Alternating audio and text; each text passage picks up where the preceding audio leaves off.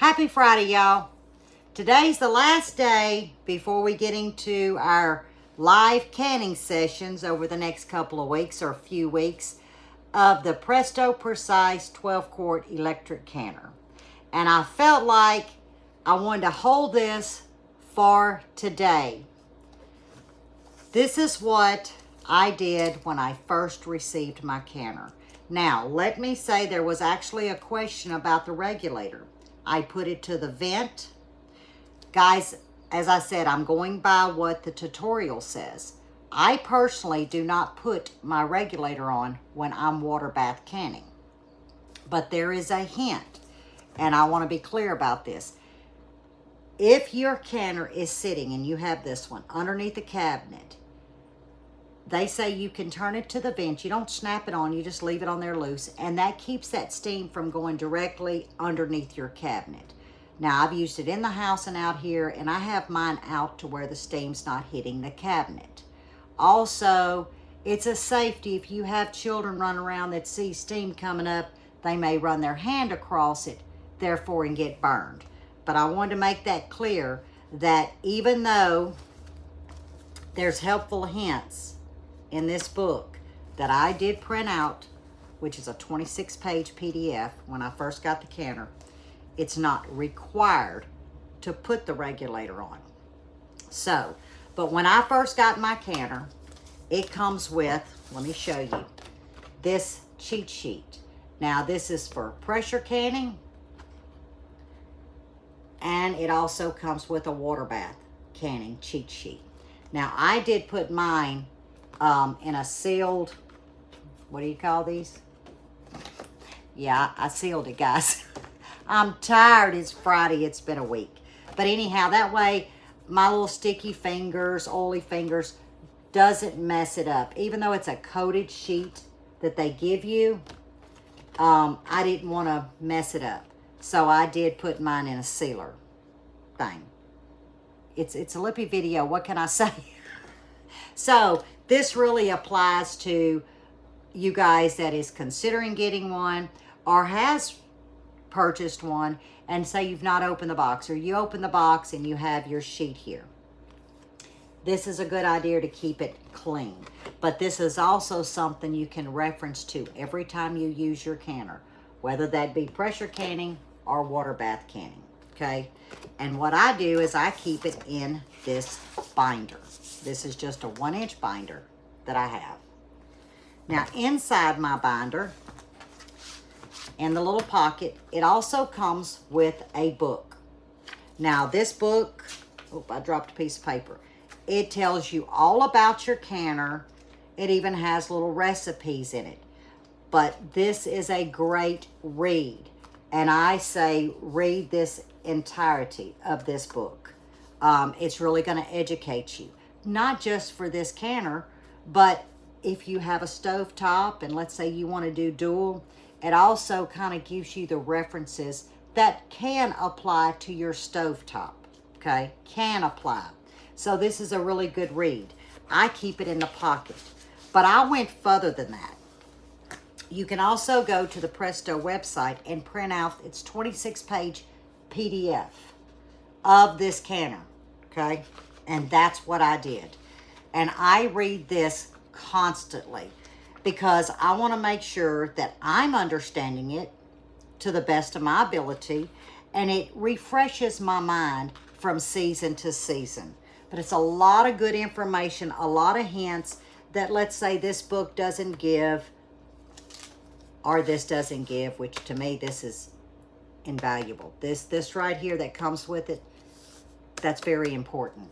But if you can print, I would say go ahead and print out the PDF. I mean, it's a great reference, parts if you need it, and so forth. So this is my binder for my Presto electric canner.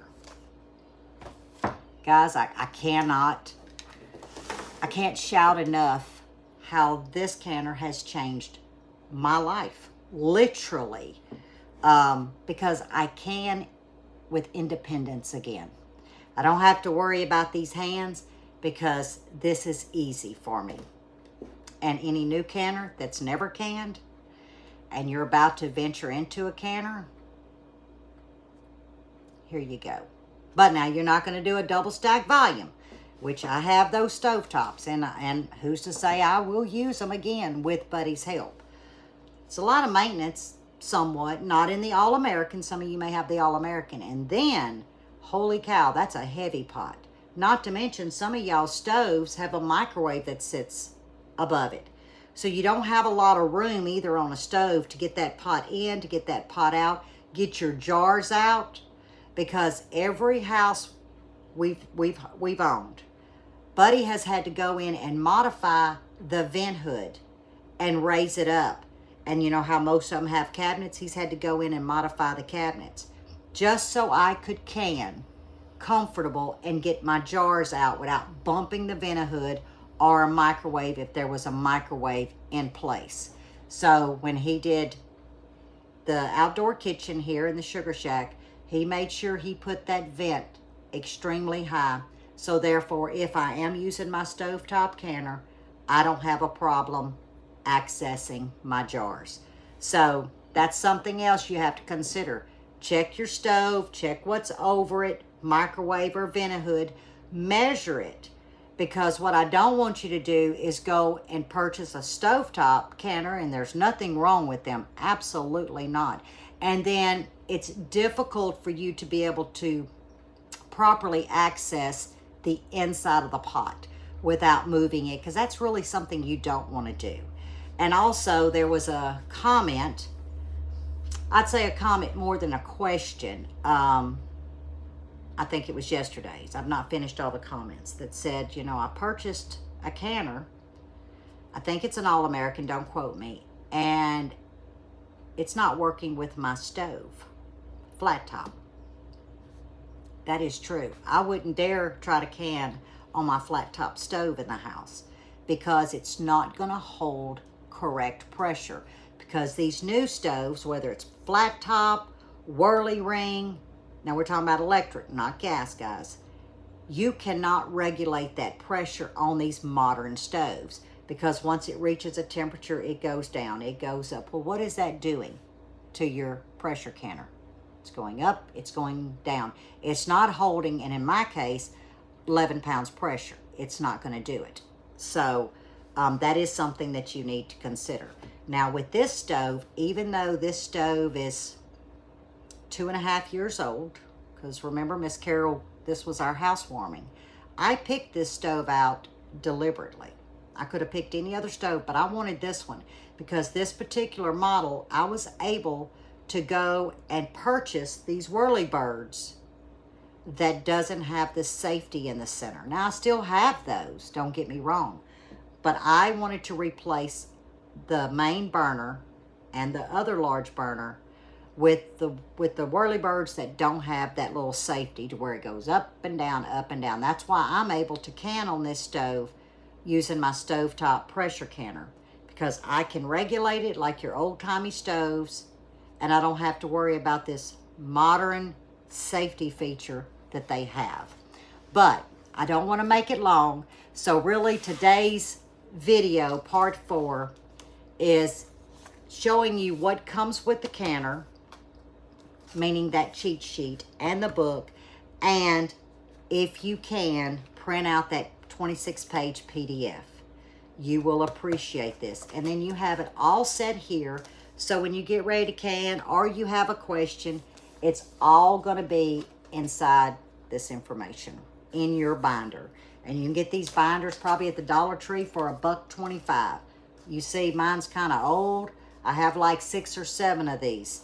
And I just replace them. You know, if it's old information I had and I don't need it anymore, then I just put whatever it is new into the binder.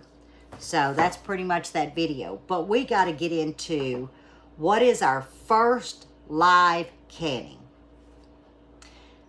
I'm going to throw some different things out there. We're going to keep it easy. But the first thing that came to my mind was a lemon curd jelly / jam. And you're thinking, what? I started to do carrots and I was like, that would be great for beginners too. And we're going to get into that. But I thought lemons. One, we all have access to lemons at a store. It's not going to break the bank. And guys, it is amazing to use in your pound cakes. Anything that you would see, a donut. If you make homemade donuts, you can put this lemon curd in there, or jelly. It's great to put on lamb if you eat lamb. So many things you can use this recipe on, and it just, because I need some.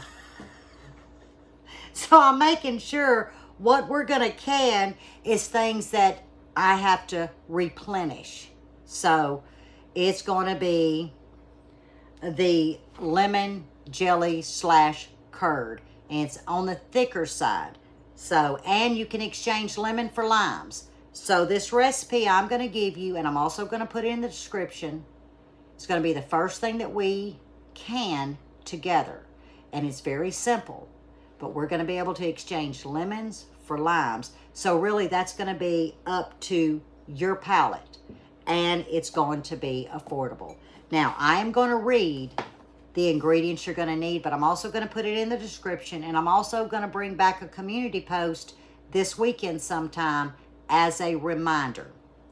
But before we get to the ingredients that you're going to need for this live, it's going to be on Wednesdays. I have chosen to do Wednesdays, but what I need your help with is, do you want it in the mornings or would you prefer it early evenings?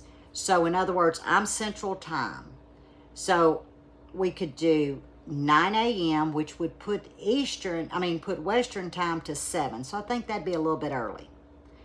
Or we can do it, say, 4 o'clock Central Time, which would be 5 o'clock Eastern, and 4 or 3 Western. So I really need y'all's help because some of you may still work. I don't know. I'm a morning person, but I can do this in the early evenings as well. As long as we're done and I'm able to do our supper, some of you call dinner, because we eat by 6. So leave it in the comments and I will then choose the time. And of course, I'll do a little short video as a reminder. Hey, this Wednesday at such and such time, we're going to have our first live canning. And I think water bath canning should be one of the first videos. And I just didn't want to do a simple jelly. Or I didn't want to do pressure canning as our first video. Because a lot of you have not canned before. And I thank you for sharing that in the comments. So let's start with water bath. And we're going to move from there. But I'm going to make sure that I give what we're canning the following week, the ingredients that you're going to need way ahead of Wednesday. So like this Wednesday, the 5th, when we do our first live, look Thursday for me to say, okay, next Wednesday, we're going to be doing yada, yada, yada, and this is the ingredients that you're going to need. And look for it in the community post. You may not get a notification. Just go to Miss Lippy, scroll, look at the community post, and I will list it there. That way you have plenty of time to gather your ingredients. Now, before we get into this, because I see it right here above my head, a lot of our recipes is going to require salt. Now, as long as it doesn't have iodize in it, you'll be good. But you're only going to see me personally use canning salt. Now, you can get it in a box. It comes in a bag.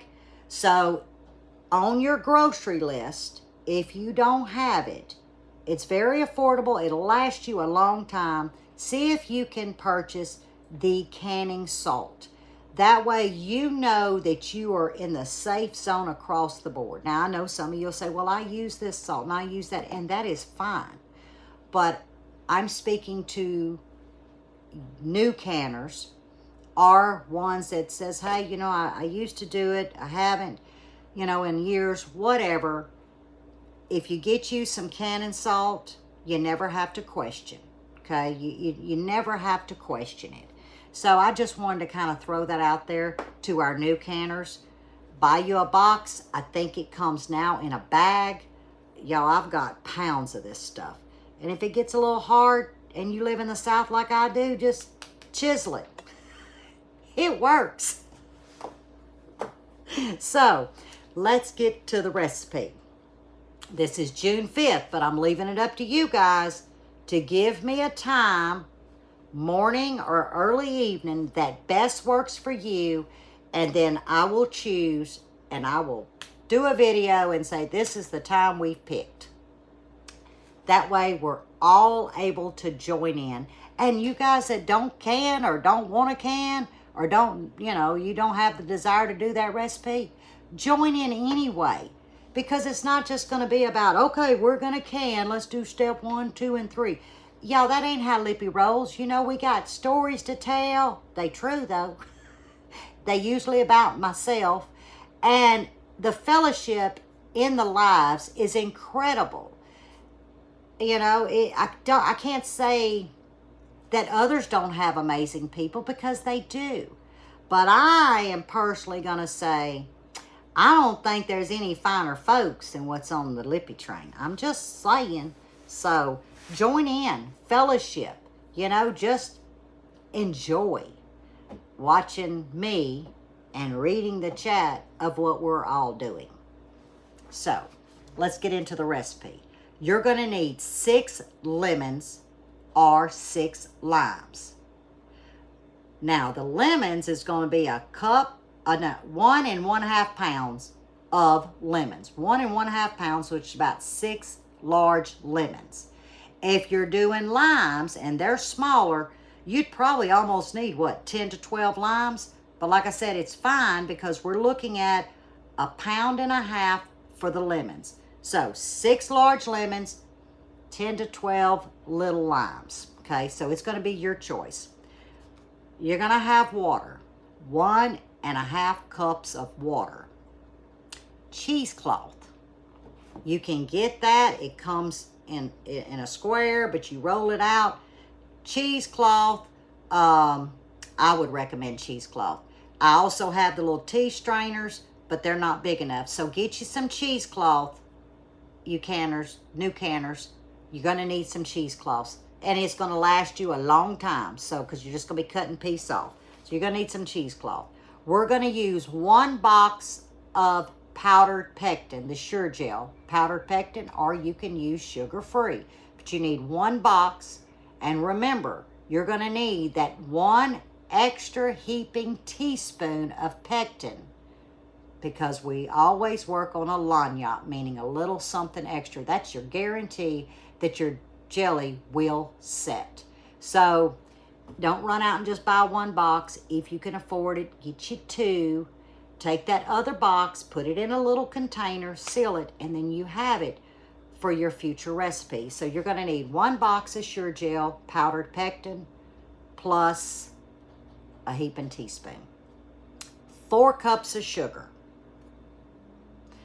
Jars. Have you 4 half-pint jars clean and ready, because it's going to make 4 half-pint jars.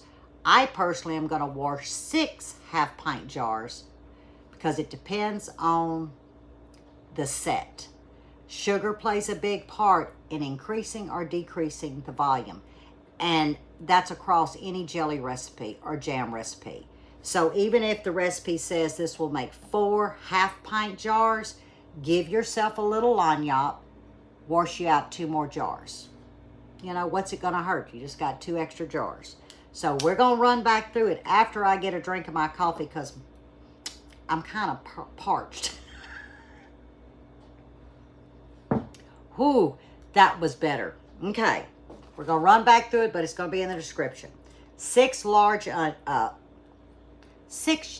lemons, 1.5 cups of water, cheesecloth, 1 box of Sure Gel pectin powder with extra, 4 cups of sugar.